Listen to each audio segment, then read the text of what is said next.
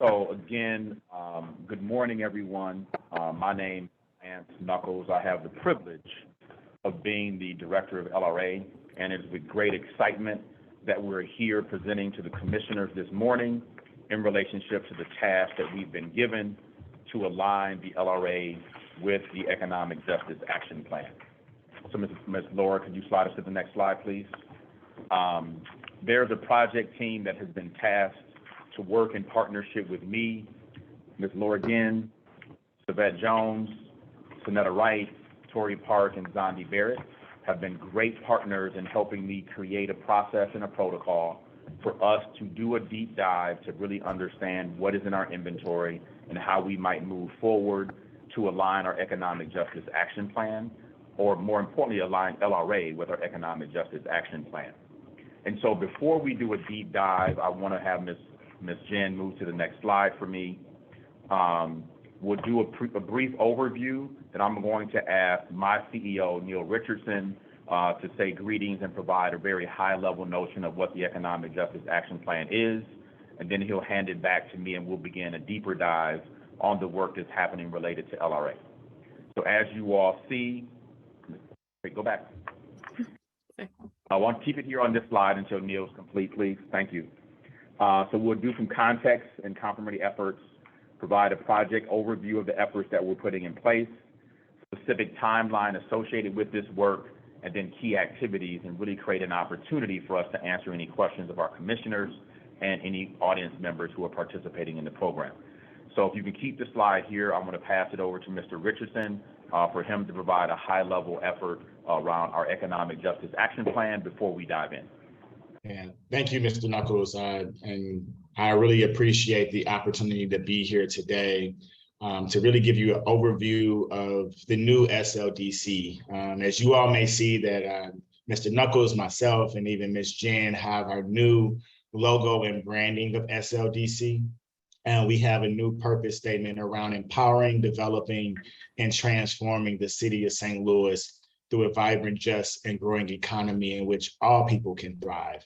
And through that, the Economic Justice Action Plan is really centered around those three core pillars of economic empowerment, equitable and inclusive development, and neighborhood transformation.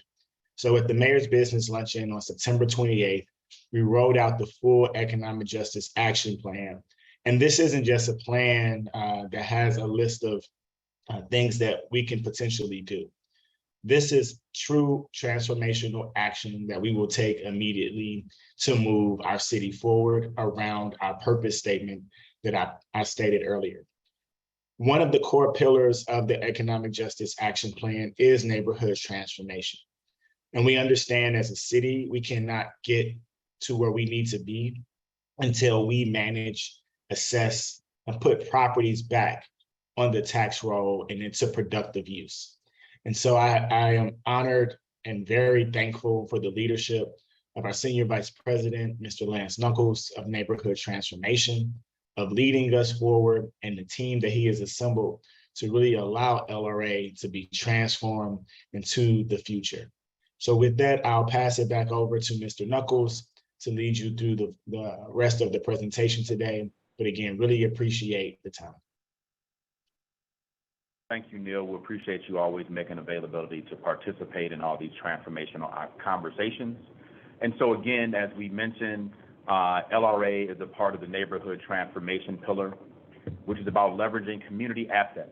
And we are thoughtfully saying assets because real estate is never a liability, it's an asset, and we need to continue to think about that to help us transform the physical, social, and economic aspects of historically disinvested neighborhoods to build their collective capacity and wealth building opportunities. Our city has a great opportunity to leverage the resources that we have to activate North St. Louis and to activate this entire city, generating more tax base to support our residents to grow and thrive. And so with that, I'll pause and I'll pass this presentation over to my colleague, Laura Ginn, who will then take us through the presentation in its entirety, and then we'll find ways to answer questions at the end. Thank you all, and we'll pass it over to Laura. All right, thank you, Lance and Neil. So First, we're just going to talk about some complementary efforts that really relate to this project before we dig more into that. And so the first one, this has been very exciting. Starting back in August 1 of this year, we've migrated our entire real estate management software out of Geo St. Louis, which you may be familiar to, and into a system called CityWorks. The main benefit here is that CityWorks is made for asset management by local government and utilities. And most of our city departments are already using it. So we're joining a platform that's already used by the Citizen Service Bureau to process our service requests, including those pertaining to LRA properties, forestry, who we have a strong relationship in maintaining our properties with. So by getting into that same world, we're increasing our ability to coordinate across departments. And also internally, it's given us a chance to review our workflows, make improvements, automate where we can. And it's really been an opportunity to improve our inventory understanding as well. So, taking all of our assets and moving them over to a new place allowed us to kind of clean up any errors or outdated information along the way. And so we're moving into some in-depth inventory analysis that's guiding our strategic reuse and kind of redesign of programs moving forward. So we wanted to provide a snapshot of kind of where we sit on our inventory. We do have a little under 10,000 parcels in total in our inventory and a little less than 8,000 that are available for purchase. And you can see in the middle what makes something not available. So we have over 1,400 buildings, but we have 100 that are under option. We have over 100 that are somewhere in the Prop NS process where they've been nominated for stabilization and they're somewhere along the way, maybe construction, maybe review. So in total, there's a little over 1,000 that are available for purchase today that we can kind of work with and plan around. Same goes for lots and so on. A reminder that our inventory at a little less than 10,000 is only 40% of all vacant properties across the city. So we wanted to show you here the comparison between our properties on the left, privately owned unoccupied properties in the middle, and then looking at kind of the challenge of vacant and abandoned properties citywide on the right there. And a reminder that we do have a huge role here, but we can also only do so much, and we've got to work proactively on the issue of unoccupied properties at large and helping to reduce and prevent vacancy and accumulation acquisition of properties where it makes sense. And so before we talk about program reform, a refresher on what our current programs are. For purchasing buildings, of course, our kind of flagship effort to stabilize and resell buildings, get them quicker into rehab, close that appraisal gap is Prop NS. I think you've heard a lot about that. For purchasing lots, we have our mow-to-own and side lot programs. You can lease lots through our garden lease program for $1 a year. And for any property type, we always have the kind of two options of purchase. So straight sale, where you come in, a straight sale is approved from the bid and it goes right to closing, or an option where the offer is approved for a direct exclusive right to purchase after a period of time, which is usually 6 to 12 months. So those are our current existing programs for purchasing inside LRA. So moving forward, what we're excited about bringing to you today is our program reform project. So we're launching a series of engagement activities that's with LRA staff, but also with residents and community partners to co-create on the redesign of our programs and policies, the processes that back them, and the communication tools that we use to work best with residents and community partners. This is important. I think we all know LRA is the oldest land bank in the nation. That means we have some things that maybe are a little outdated internally, right? So it's a great time to hit pause and really reflect on what we've built and what we're working off of today and look for areas of improvement. There's a timeline of these efforts moving forward. There's a lot on the slides. We'll sit on it here for a second. The top in the orangish color are our big community engagement events. And then along the middle row is more of what we're collaborating with the Vacancy Collaborative on. So that's kind of the top. And we put in that bottom line to show you that there's also some deep internal processes that are happening, like updates to our pricing policy. So we've started this back in probably August with research and planning. We'll dig more into these steps over the next slides. And we'll be launching a community survey today and then spending time internally doing some deep dive staff workshops. We'll come back to community for a series of focus groups and one-on-one interviews, and that survey, focus groups, interviews will all inform our draft business plan, which will then return to community with a series of workshops for final feedback and recommendations before launching next year. So we'll dig into some key activities from this timeline here.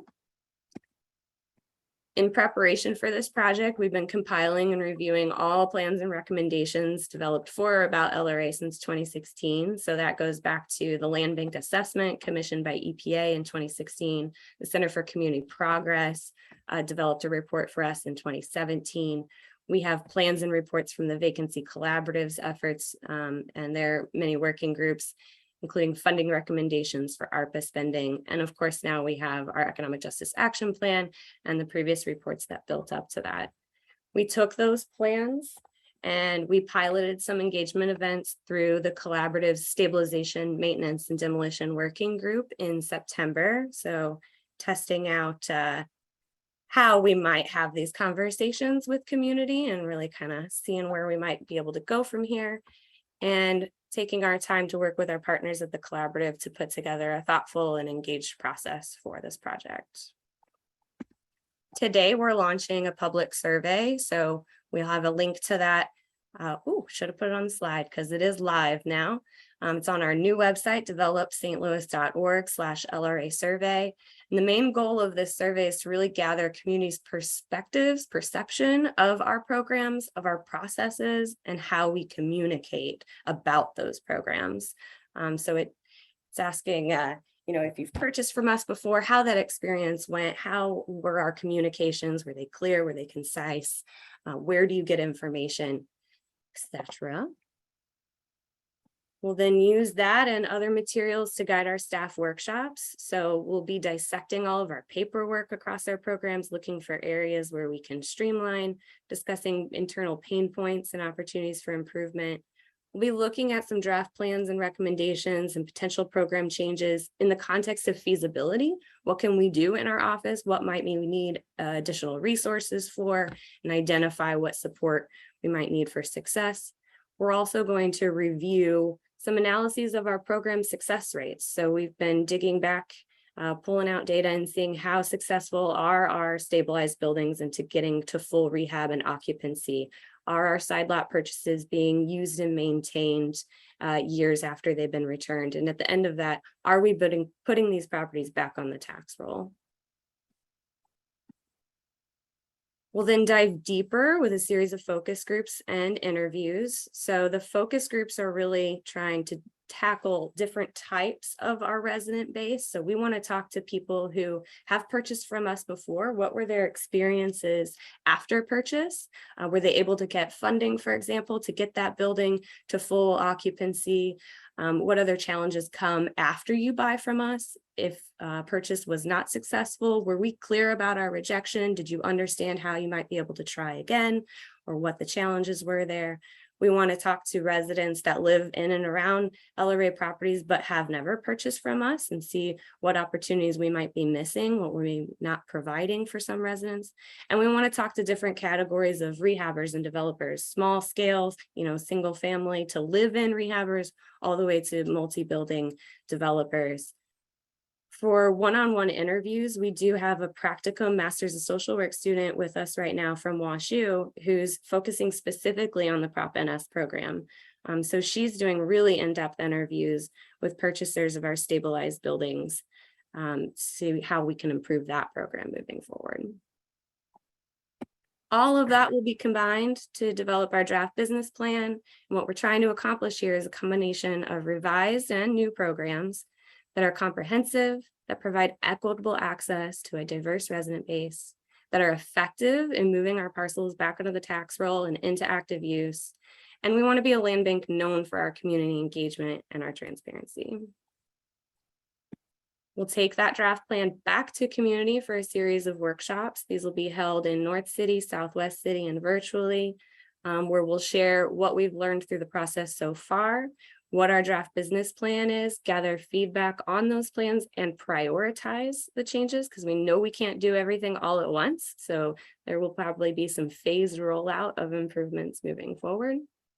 And finally, we'll come back to this board in January to present that new plan. Alongside it, we'll launch a new LRA website and communication materials for our programs. We'll announce updates to our pricing policy. We'll begin to pilot formalized community engagement into the purchase process. That's another one that we know is going to take a little longer. So it'll be a growing effort. And to make sure everyone's aware of these changes and how to come in and engage with LRA and get properties back into reuse, we'll be hosting information sessions about our programs and making those available online. And with that, we'd love to hear your thoughts.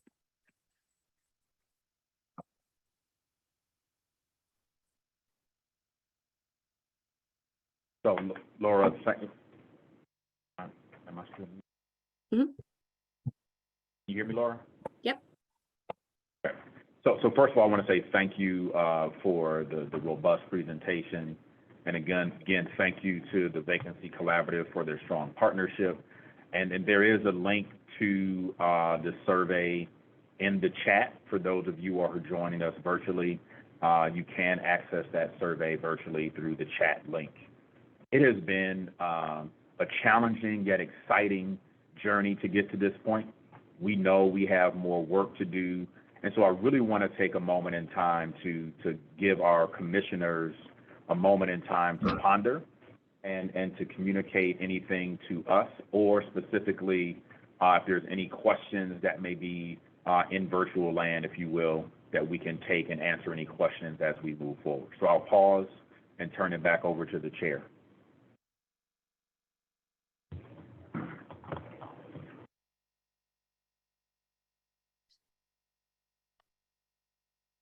I thought that the presentation was very well done.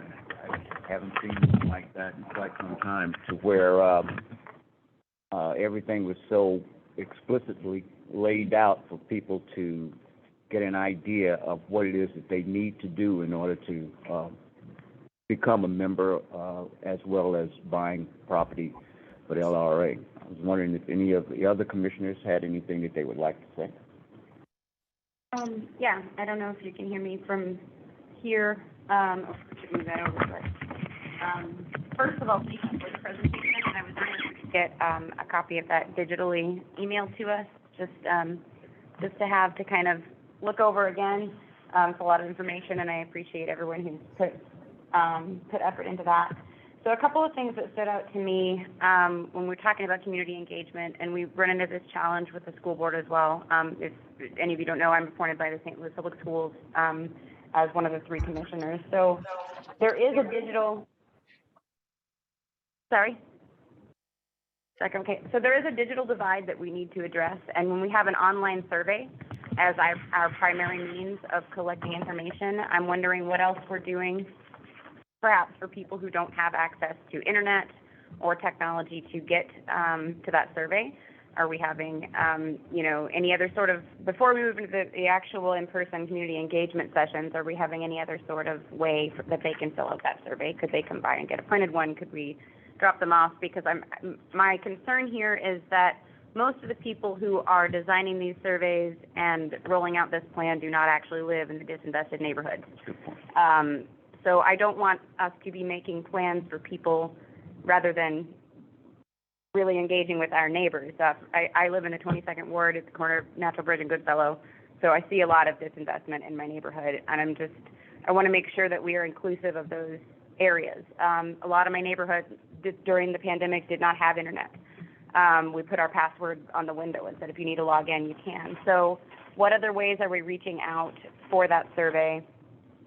And I guess that comes also with the community engagement later, making sure that we have multiple sessions at different times. People don't always work 9 to 5. They can't come to a 6 p.m. session, and making sure that we have, I know that we've been cognizant of being north, south, and central, but there's also the whole west of the city, the whole eastern edge of the city, and it's not always easy to get somewhere, particularly if you have transportation challenges. So the people who are most affected by these vacant buildings, I want to make sure they are the people who are heard.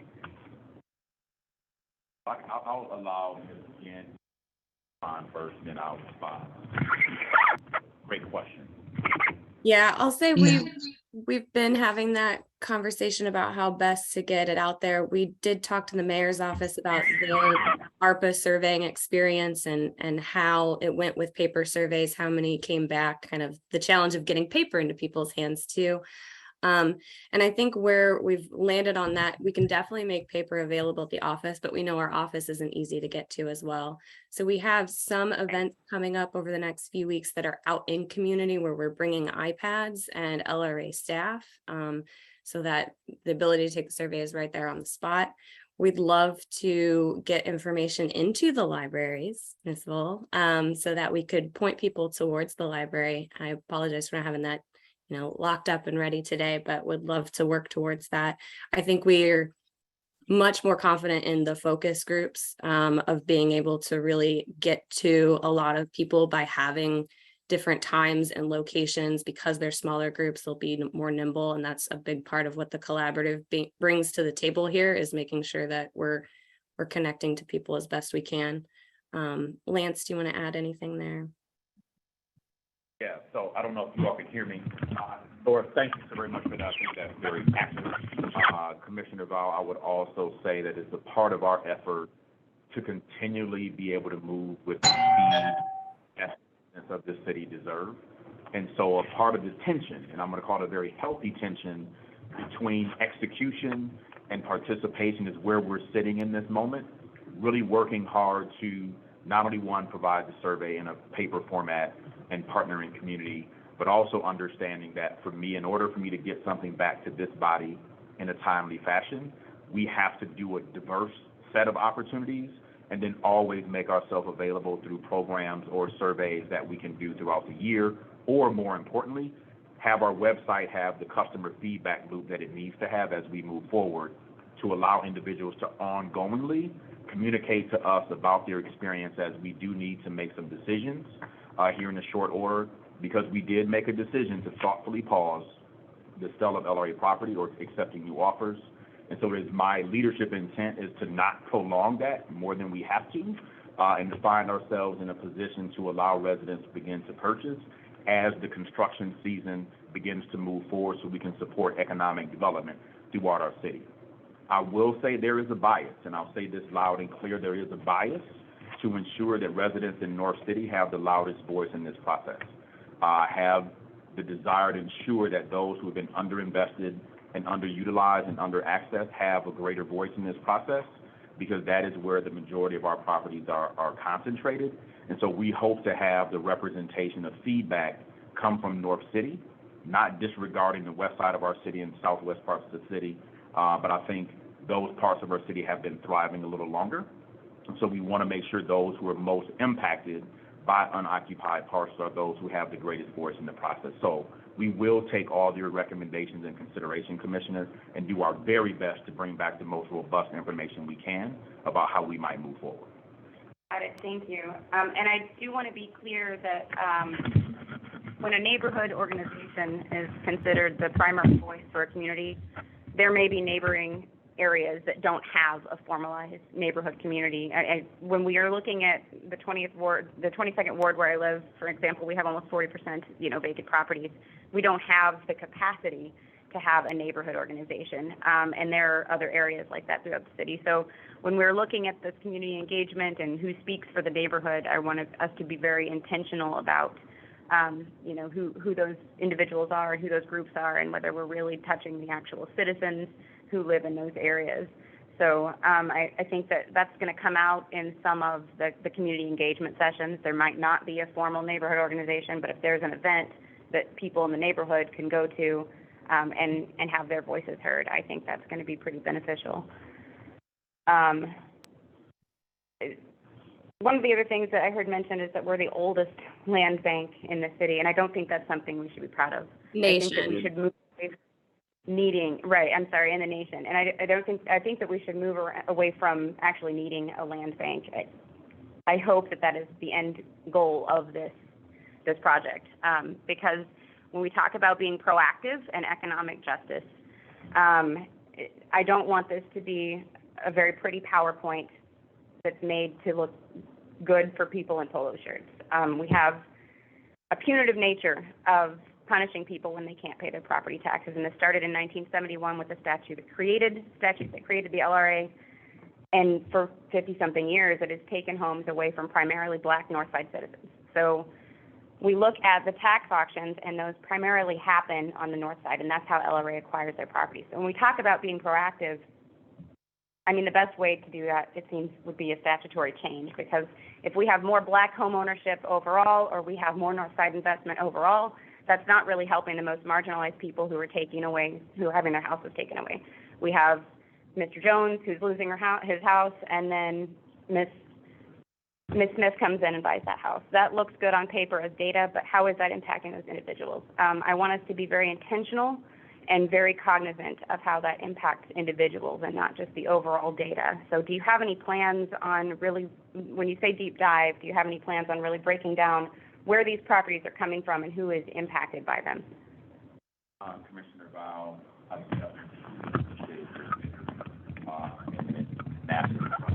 which I share.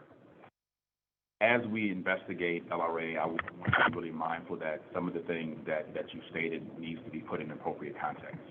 LRA does not proactively go pursue parcels. Parcels come into our stewardship through those parcels that are not purchased through the sheriff sale or the tax sale. Correct. And so it is my intention and purpose to move towards ensuring that parcels coming into our stewardship get back activated. The thing I will be cautioned to say around how fast we're able to do that is that we got to this position over the span of 30 or 40 years. It may take us half that time to get it back.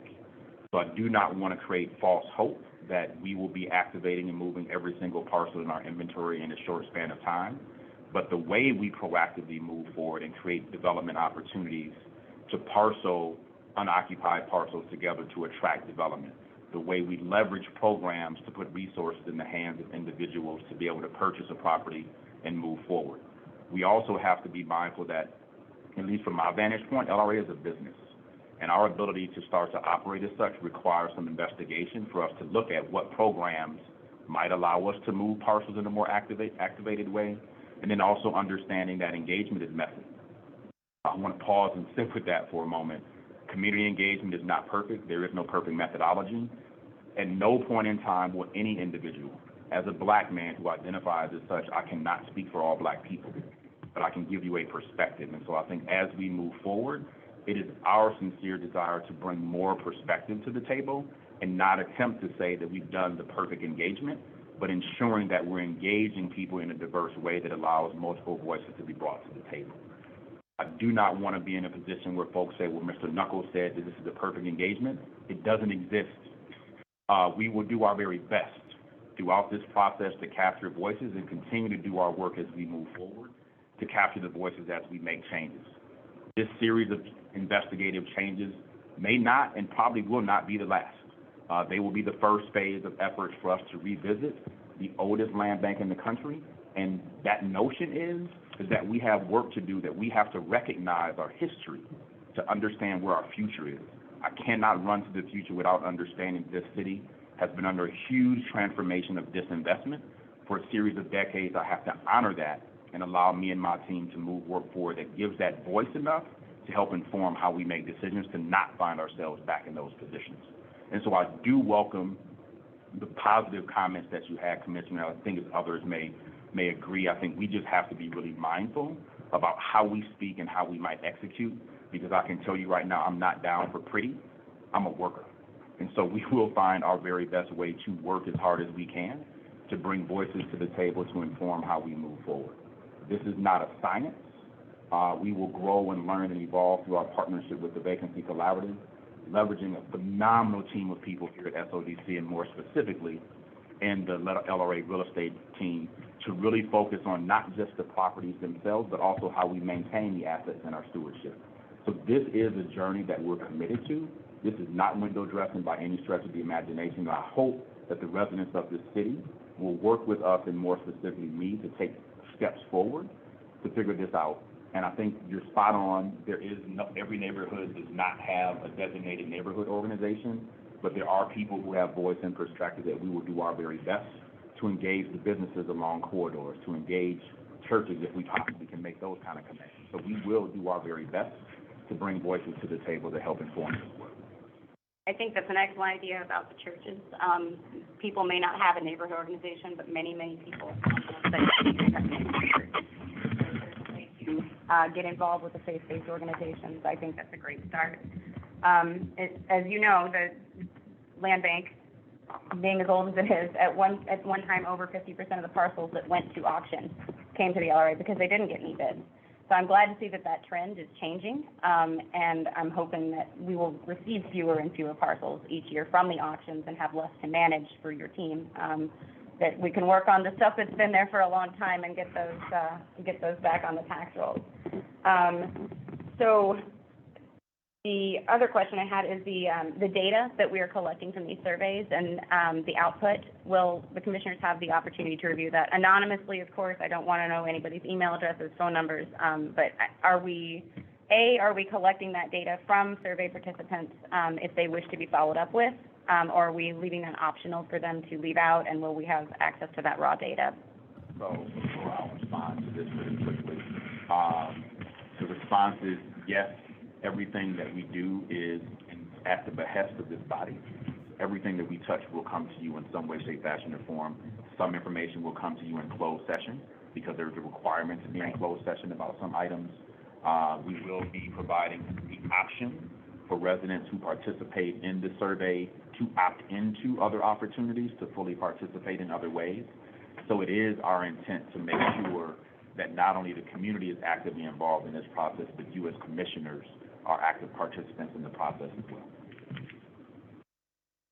So if I could just ask a question, and this may be, I'm sorry if it's out of line, or I just want to know about how many of the staff or commissioners or people involved in this actually live in these neighborhoods and have some perspective that they bring personally to their work.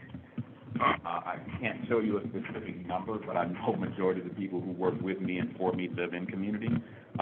Obviously, we all have a requirement to live in the city, but there is a good portion of our staff who live in North City and Southeast City. So I think this agency is representative of the community in which we serve, and we'll continue to make that be a part of what we do as we move forward. Good. I think it's a lot easier to bring your home to work when you work in an agency, an institution like this. So I appreciate that intentionality there. Let's see if I have anything else. Do you have anything, Clarence? I do not. I feel like I'm talking too much. Well, Yeah. Gail? Yes, thank you. First of all, just want to say to Laura and the rest of the team, thank you for the presentation. And Commissioner Grau, thank you for your questions and your comments, as well as Commissioner Dula. Just wanted to ask a question and make comments regarding, you know, our vacant lots and our land bank there. You know, we have, as you showed the whole picture of vacancy, not only is it our LRA properties, but private as well.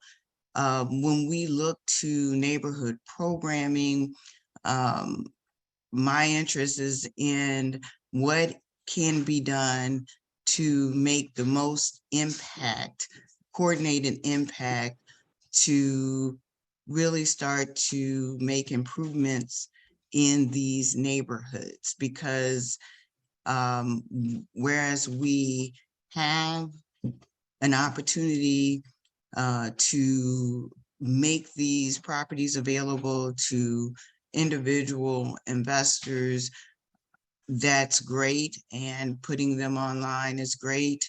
That being said, I think there's also an opportunity to work with and understand, you know, work with developers, rehabbers, and other organizations at large to have a coordinated effort to look at some major development that can be made by pulling these properties together and making sure that there's a effort to uplift these neighborhoods collectively. So with that being said, I'm interested in understanding what is your outreach to organize the focus groups? So there's, the large organizations like Urban Land Institute, the home builders, the realtors. There's, organizations that work in real estate, understand development, and want to be a part of this process as well. And there's also institutions. We have a lot of, in addition to the, St. Louis Public Schools, we have universities that have, urban land institutes. So want to understand the outreach and the organization of the focus groups, and if the commissioners will have the opportunity to make some recommendations of organizing some of these focus groups. So I'll respond to that. First of all, thank you, Commissioner Brown. Appreciate your efforts. We welcome all support from commissioners and recommendations about who we might add into the process. I think your comment about looking at developers, that is really important for us to consider. As a part of our theory of change, if you will, we want to make sure that Black and brown organizations who are doing work in North City are actively participating in the process. We also want to support other organizations who may not be Black or brown who are doing work to have access to this information and help us make critical decisions. Some of the efforts that we intend to take are really focused around some of your comments. How do we parcel land together in a comprehensive way? How are we bringing conversation to those who are tasked to build the built infrastructure to understand their challenges that they've experienced to date and how we might move forward to uncouple some of those challenges as we move into the future. And so I would just say that we welcome the opportunity to engage with folks like NARAB that I'm actively familiar with, and other organizations who are looking at real estate. There's a number of developer groups that are focused around diversity, equity, and inclusion that we'll love to engage them in that process. I will be really transparent is that our capacity to hold an exuberant number of focus groups is going to be challenged based upon the window of our ability to execute to bring back program modification to this body in January. And so we will be as thoughtful as we possibly can, but create the avenue for information flow not to stop, but that we have to have a moment in time that we pause, gather information, be able to move forward, and bring a business plan back to this body and to community about the first phase of our efforts to move forward to begin to reactivate properties in the stewardship of LRA. Thank you. Ma'am. Have a calendar. Do we have a calendar of events that are coming up with the community engagement? Do we have those set yet? And or are they going to be published on the website soon? Or So the calendar of events will be published on the website. We are working diligently to secure locations for some of the focus groups as well as the workshops. And so as those things come available and get clearly defined, we'll be communicating that information. But I'll also yield to my colleague Laura, who may have a little more detail, as Laura and Zandi and Tori have been staunch leaders to really move this work forward. And so I'll yield to those three individuals for a moment to make sure that I'm responding to you accurately. Laura? Yeah, I guess I'll just add one of the things that we're trying to get out of the survey, it's people's perceptions of LRA, but it's also that contact information and how you identify as a partner to LRA. So is that a resident, a rehab, or developer, all of these different types of people that we want to engage through the process? How do you identify as something we're asking in that survey, and how do we contact you to stay engaged? And would that be best in person or virtually, right? So part of that survey phase is gathering people's information that are interested in having deeper conversations and focus group and workshops so that we can start to group and schedule things out most conveniently for folks. So we'll definitely be updating the webpage on our new website that hosts the survey. Will continue to grow over the weeks to come. So you'll see the focus group times added in, and then the community workshops over the next couple of weeks. That answer. I think that is really good. Does anybody else have anything, before I move to my next question? Kind of a follow-up. Are we working on, when we talk about that calendar, are we working on partnering with events that are already organized, like neighborhood organizations, school board meetings, neighborhood meetings, and bigger events like Tower Grove Pride or Taste of Black St. Louis, having representation there where we already have a group of people who may be coming together from their neighborhood? Definitely do our very best in those activities, and make the survey available in those opportunities to be able to capture the information. And if you are aware of events that we might be able to participate in, we definitely would welcome some engagement to ensure that we find the best and most robust ways for us to engage. Got it. I think kind of piggybacking on those will get us a bit different outreach than if it's something that we plan. I'd like to ask Tori, if you could, to speak a little bit to the collaborative's role here. I'm thinking of, the landlord and rehabbers training program that's run with Tower Grove Neighborhood CDC and all of the ways that you add a whole nother layer of tapping into community. Yeah, and that's a fantastic example where we're funded in a community partnership with Tower Grove Neighborhood CDC and also the North Newstead Association, and that's funded through a community development block grant. And we've been doing for a few years now, but we often have on different topics monthly digital trainings for folks across the city, typically getting anywhere from 50 to 80 folks tuning in every month. So that's just one example of the way that we're able to sort of reach out across the city. And then I would say that just, Vacancy Collaborative itself, it's been around for about 4 years. And in that time, we have gathered together a wide swath of people and organizations, public, private, working with the city. Over 40 organizations are represented within our collective, including Legal Services of Eastern Missouri, SLACO, Pocket Parks, most of the neighborhood associations, most of the community development corporations. We've got individuals who are small or larger developers in our working groups that meet on a monthly basis, trying to tackle vacancy or the negative impact of vacancy from multiple directions. We've got financial institutions that have a community development arm. And then I heard someone mention earlier, reaching out to the different universities.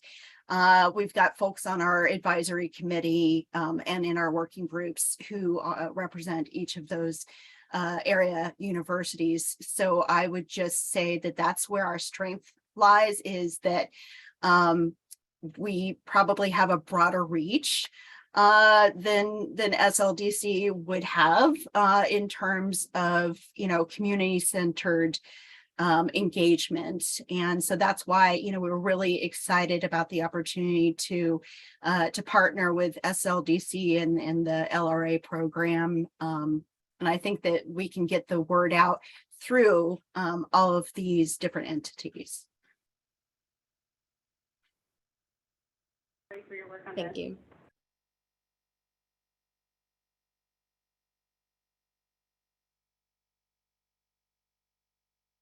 Are we going to have another session where we actually come together and identify these focus groups, like Ms. Brown had mentioned, or would this be the place to do that, or do we want to schedule something? We will not have a formal meeting for that activity. We will engage you all electronically. Okay. As you know, the moment the three of you get together, it's a public meeting. And so being able to engage you all electronically to get some recommendations is how we would move forward from this phase, to get your feedback around places and spaces we could continue to deepen the engagement as we move forward.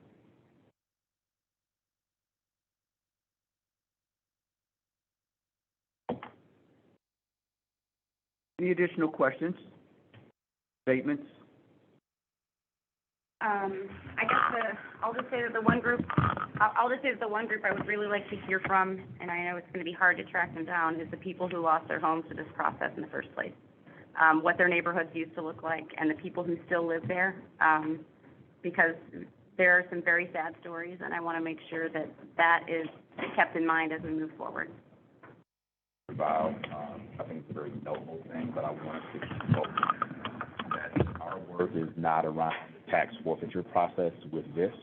This is about managing and moving forward the execution. I think there's other work that we can do in partnership with the Vacancy Collaborative and legal services to address some of those things. So I do want to keep us focused and not have that be a part of the narrative that we try to shape out in this work. And then maybe I'll just give my friend Tori and Zandi kind of a look virtually that is something I think we could explore as the work we're doing with legal services, because they are doing a phenomenal job. As you know, the state legislature just made some changes to the ordinances about private properties, and so I think that creates a better pathway for us to move those kind of items forward. Okay, thank you. Yes, ma'am. So our next meeting then will be a public meeting for regular business. Yes. Yes, ma'am. Okay. Are we going to have another public session like this as we work through this?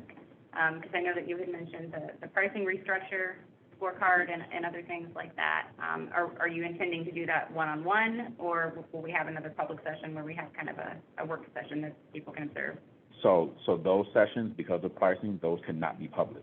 There will be we will make a recommendation to have a closed session to do that work. Got it. And as we move forward, we will be providing information about the process to you all electronically to allow you to participate and inform that way, to ensure that you all have an active hand in the work that moves forward.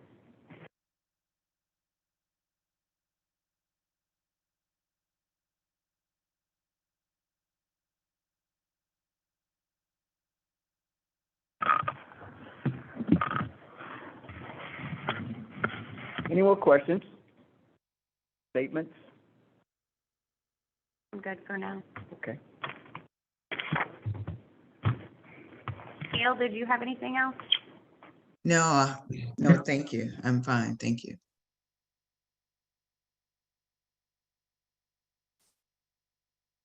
So, We need a motion. yeah, I was going to say, the next meeting is scheduled on October 26th, and we'll be here to enjoy your statements at that point, as well as sell the housing that we can possibly sell. A motion to adjourn. Do a motion for adjournment. I'll need a motion to adjourn. Motion to adjourn. Can I Second, give a second? second. Second. Any opposition? Any opposition? No. I would thank you all for joining with us on the meeting, and look forward to the next one. Thank you. Meeting Thank you. adjourned. Thank you.